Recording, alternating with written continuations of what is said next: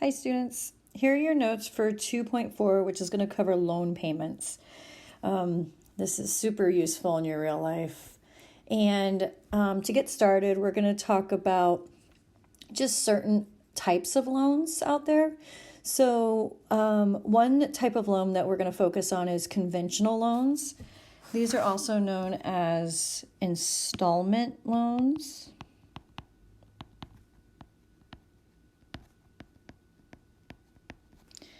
And these are loans with a fixed interest rate.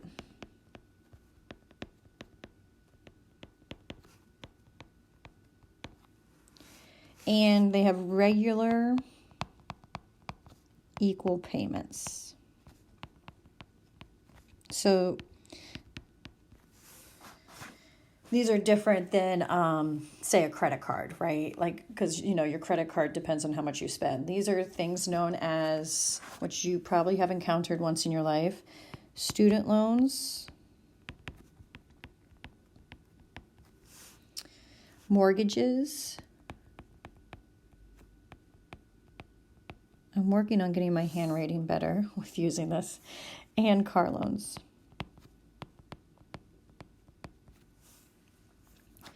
The two formulas you'll use, or I should say functions, in whatever spreadsheet you like to use, which is either Google Sheets or Excel, is known as PV. So remember that's present value.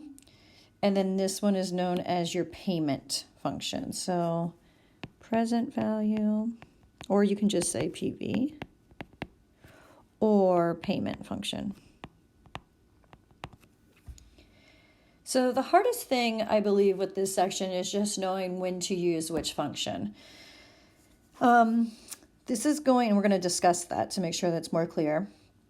And then once again, those spreadsheets will prompt you with what you should put into the function. So rate per period, remember, that's always going to be your APR, or your rate, divided by how many times, correct? So for loans, typically when you think about it, right, your student loans, your car payments, mortgages, you pay those monthly. So typically that N is 12. Number of periods is your N times years that you have the loan, your payment amount. And then this is really important. Your future value in both of these typically, or actually always, will be 0. Because you're trying to pay off this loan. So think about it. When you, in the future, you want the loan to be down to 0.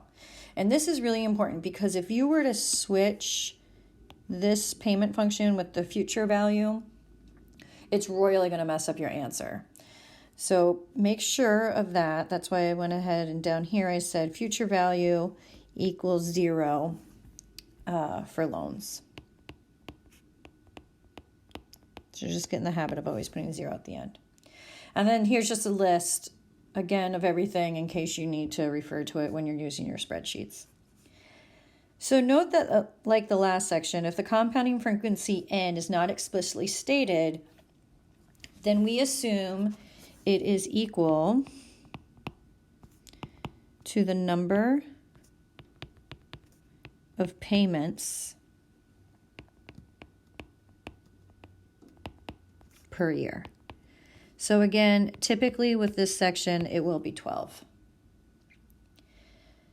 Okay, so to break these two functions down, payment, okay, will tell you what your regular payments will be. Each period given a present value, which is equal to your loan amount.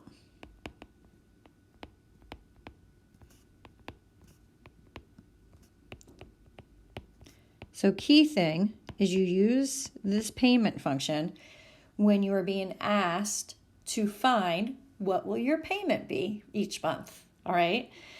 Versus the present value function tells you what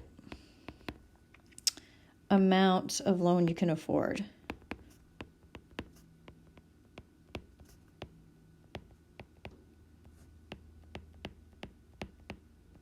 given a regular payment. So when you're reading a question, just back up and be like, okay, is it looking for what my payment will be, or is it looking for what loan I can afford total? And that will help you determine which function you will use. Okay, so that takes care of vocabulary, and we're going to pick back up with some examples.